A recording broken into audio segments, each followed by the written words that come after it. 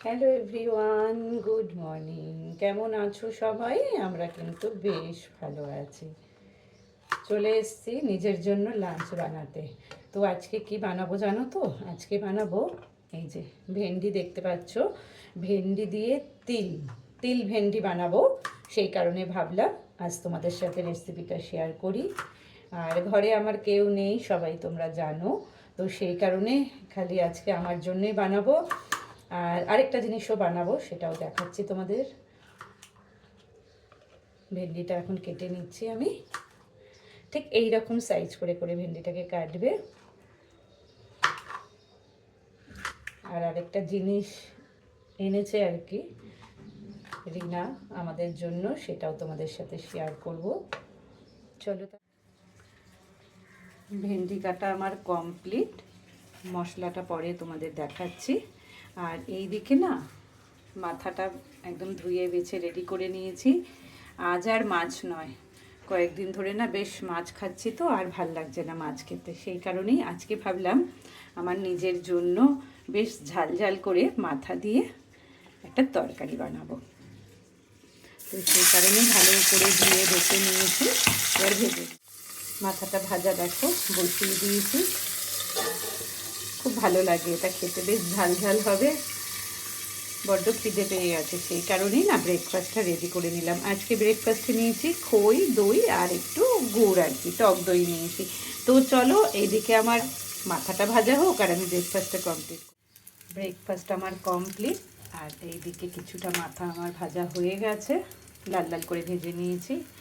আর মশলাটাও না আমি রেডি করছি। এই দেখো এখানে আছে কুচনো পেঁয়াজ, আদা রসুনের পেস্ট যেহেতু করা থাকে ওটাই দিয়ে দিয়েছি। আর আছে লাল লাল লঙ্কাগুলো আমি দিয়ে দিয়েছি, বাটা থাকে আর কি এখন আমার, এটা দিয়ে একটা মিহি পেস্ট করে নেব। আর মাথা যদি ফ্রিজে থাকে না, মাছের মাথা বা মাছ একটু ধরো বেশি দিন হয়ে গেছে, বাসি হয়ে গেছে, তখন কিন্তু এইভাবে বানালে না ভীষণ ভালো লাগে। আর কি বলো তো, যদি ঘরে কেউ না থাকে, শুধু নিজের জন্যে বানাতে হয়, তখন তো আর গল্পই নেই, কোনো কথা হবে না। কারণটা কেন বললাম বলো তো, ঝালটা একদম নিজের মনের মতন করে দেওয়া যায়। আর যেহেতু আমি একটু ঝাল খেতে ভালোবাসি, তো সেই কারণেই ভাবলাম আজকে এটা রান্না করি। ডুমো ডুমো করে আলুটা দিয়ে দিয়েছি, আলুটা ভাজা বসিয়ে দিলাম। একটুখানি আলু দেবো, এই যে ডুমো ডুমো করে কেটে নিয়েছি, ভাজতে দিয়ে দিয়েছি। আর এখানে মাথাটা আমার ভাজা কমপ্লিট, আর একটু টমেটো কুচি করে নিয়েছি, সেটা দিয়ে দেবো। আলুটা ভাজা হোক, চলো এবার দেখাই রিনা কি এনেছে। এই দেখো, তোমাদের বলছিলাম না একটা জিনিস এনে দিয়েছে রিনা আমাকে। এই দেখো, এটা এনে দিয়েছে রিনা, ওর গাছের কাঁঠাল। এই দেখো, দেখেছো তো? আমার জন্য নয়, আমাদের বাড়ির জন্য আর কি, সবার জন্য নিয়ে এসছে। ও এর আগেও দিয়েছে, যখন প্রভাস ছিল তখন এনে দিয়েছে। তো ভাবলাম যখন এত সুন্দর একটা জিনিস গাছের, একদম দেখো ঘরে রেখে দিয়েছিলাম, পেকে গেছে, কোনো কিছু দিয়ে পাকেনি এটা কিন্তু। তো আজকে এখন ভাঙবো, ভাবলাম তোমাদের সাথে একটু শেয়ার করি গাছের জিনিস। তো চলো আসো একটুখানি এটাকে। ওদের গাছের কাঁঠাল কিন্তু ছোট ছোট হয়, কিন্তু ভীষণ মিষ্টি হয় ওদের গাছের কাঁঠাল, খুব মিষ্টি হয়। আগের দিন এনেছিল, প্রভাস ছিল তখন। আর বীজগুলো দিয়ে এটা মনে হচ্ছে একটু খাজা কাঁঠাল হবে। দেখো, এই দেখো, এই দেখো,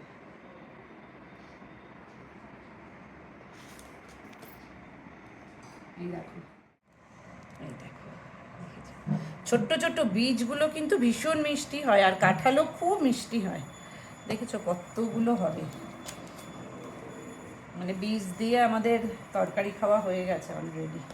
এর আগে এক ছাড়ানো আমার কমপ্লিট। দেখো এক কৌটো হয়েছে, বড় কৌটোর একদম এক কৌটো।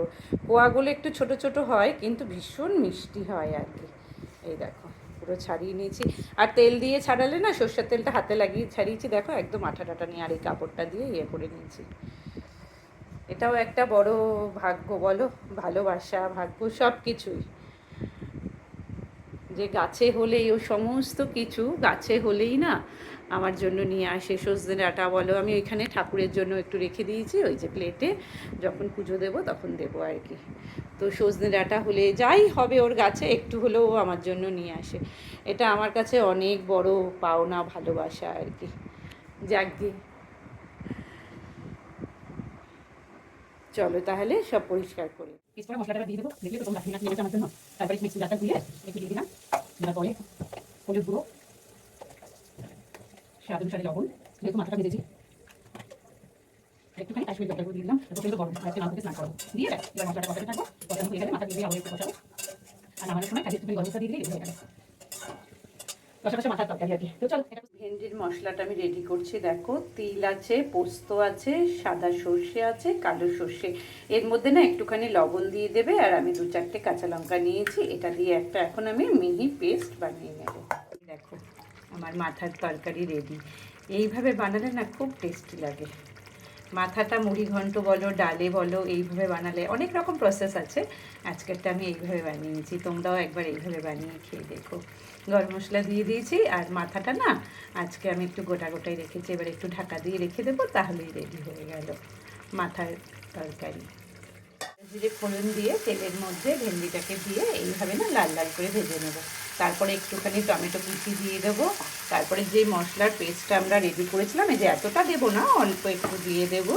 তারই মধ্যে নুন, হলুদ আর একটুখানি ব্যালেন্স করার জন্য স্বাদটাকে একটু চিনি দিয়ে দেবো। দিয়ে নাড়াচাড়া করলেই রেডি হয়ে গেল আমাদের তিল ভেন্ডি।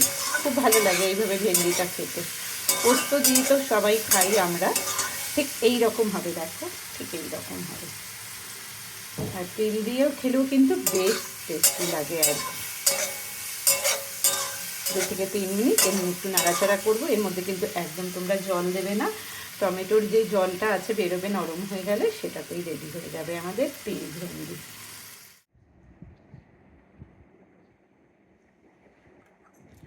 স্নান পুজো কমপ্লিট করে চলে এসেছি পছন্দের রান্নাবান্না নিয়ে লাঞ্চ করতে।